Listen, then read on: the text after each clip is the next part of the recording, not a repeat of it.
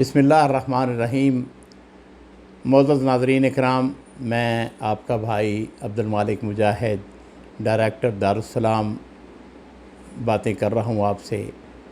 आज मैंने आपके सामने कुछ दिल की बातें करनी हैं, और वो ये है कि कोरोना की वबा की वजह से दुनिया बदल के रह गई है।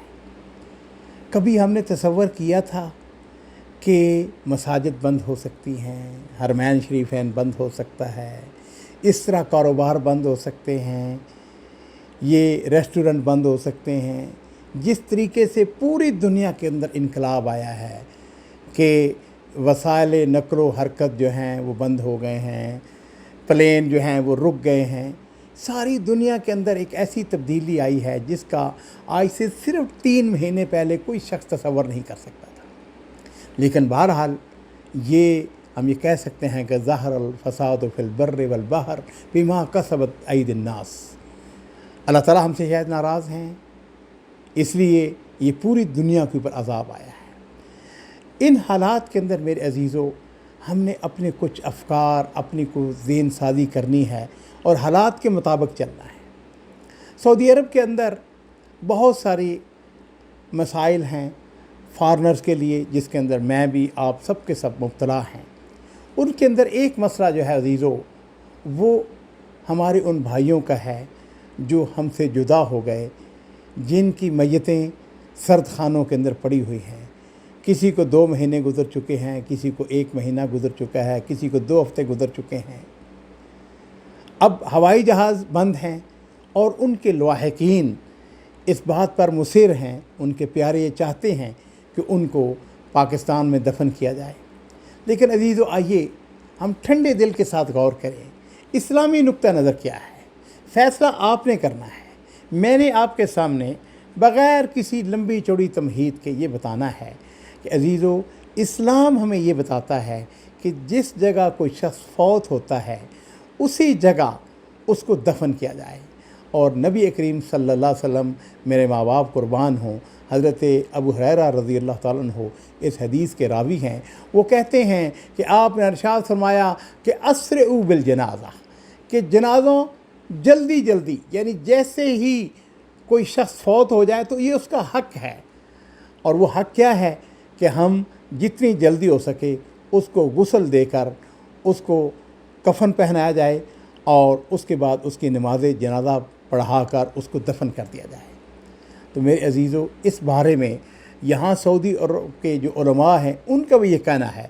वो कहते हैं अन युदफना कुल्लु मय्यतिन फ़ी मक़ाबिर अल-बलद अल्लज़ी मात फ़ीह, कि मुसलमानों के मकबरे के अंदर मैयत को दफन किया जाए उस शहर के अंदर जिस शहर के अंदर वो फौत हुआ है। तो ये जो फौत शुदा है उसका हक़ है कि हम जल्द अज जल्द उसको कफ़न देकर उसकी नमाज़ जनाज़ा पढ़कर उसको दफन करें। मेरे अज़ीज़ों, जिन मैयतों को पाकिस्तान के अंदर भिजवाया जाता है या भेजा जाता है, मैंने बाद डॉक्टरों से पूछा है कि मैयत भिजवाने के पहले मैयत के साथ क्या सलूक किया जाता है। तो उनमें से उन्होंने बताया है कि मैयत की डिपेंड करता है कि उसकी क्या कैफियत है।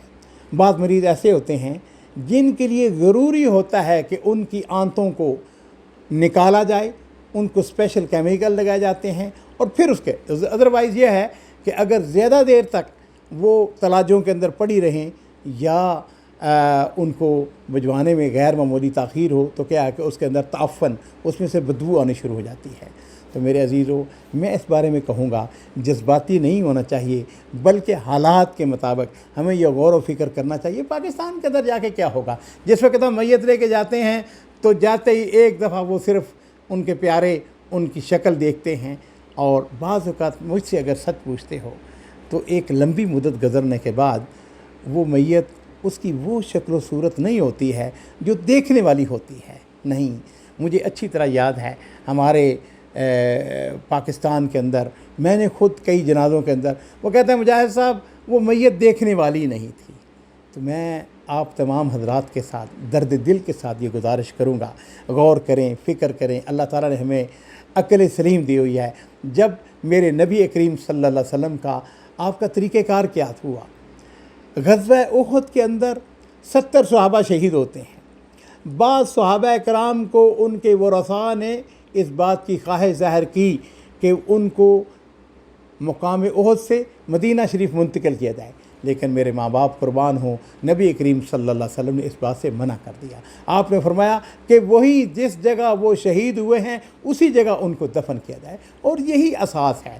ائمہ اربعہ جو ہیں ان کا بھی یہی ہے، الا یہ کہ کوئی بہت زیادہ مجبوری ہو، مثال کے طور پر اگر ڈر ہو کہ قبر کی بے حرمتی نہ کی جائے، یا یہ بھی ڈر ہو سکتا ہے کہ بھائی خدا نخواستہ اگر ہم نے اس کو اس جگہ دفن کیا گیا تو اس کے دشمن آ کے اس کی قبر کو نقصان پہنچائیں گے یہ۔ لیکن یہاں پر اللہ کا شکر ہے، یہ ملک جو ہے اس کے اندر امن و امان ہے، کوئی تصور بھی نہیں کر سکتا ہے کہ قبرستان کے اندر میت کی بے حرمتی کی جائے گی۔ تو اس لیے میں آپ سے عرض کرنا چاہوں گا کہ وہ میرے بھائی جن کے عزیز، جن کے رشتہ دار، یا جن کے پیارے، یا جن کے دوست یہاں پر فوت ہو چکے ہیں اور تلاجوں کے اندر رکھے ہوئے ہیں، وہ بڑا دل کریں، سوچ و بچار کریں، بے شک علماء کرام سے پوچھیں، ان سے فتویٰ حاصل کریں، وہ یقیناً آپ کو میری بات کی تائید کریں گے۔ اور پھر ان کے جو پاکستان کے اندر رشتہ دار ہیں، ان کے بیوی ہیں، بچے ہیں، والدین ہیں، بھائی ہیں، ان کو بھی آپ کوشش کر کے ان کو منائیں، ان کو حالات حاضرہ سے آگاہ کریں۔ اب مجھے بتائیں کہ مہینوں سے ہماری ایئر لائنیں جو ہیں وہ بند ہیں، اس وقت بے شمار ایسے لوگ ہیں جو کہ پاکستان واپس جانا چاہتے ہیں، ان کے اپنے مسائل ہیں۔ تو ان حالات کے اندر آپ کو فیصلہ آپ نے کرنا ہے، سوچ و بچار آپ نے کرنی ہے۔ اللہ تعالیٰ ہمیں صحیح اور بر وقت فیصلے کرنے کی توفیق عطا فرمائے۔ پھر میں آخری بات کہوں گا، آپ علماء کرام سے بھی مشورہ کریں، اور جو اطباء ہیں، ڈاکٹر ہیں، ان سے بھی پوچھیں کہ ان کی پیاروں کی میت کو پاکستان منتقل کرنے سے پہلے کس کس مرحلے سے گزرنا پڑتا ہے۔ اور آخری بات اس میں یہ بھی ہے کہ بہرحال اخراجات بھی آتے ہیں، مفت میں تو نہیں چلے جاتے ہیں۔ ٹھیک ہے، پی آئی اے وہ اس میں بہت سارے اخراجات خود بیئر کرتی ہے یا مکمل اخراجات بیئر کرتے ہیں، مجھے اس بات کا نہیں اندازہ صحیح طور پر پتہ، لیکن بہرحال اخراجات جس کو بھی ہوں وہ اخراجات ہیں۔ اللہ تعالیٰ ہمیں اس بات کی سمجھ عطا فرمائے۔ وآخر دعوانا ان الحمد للہ رب العالمین۔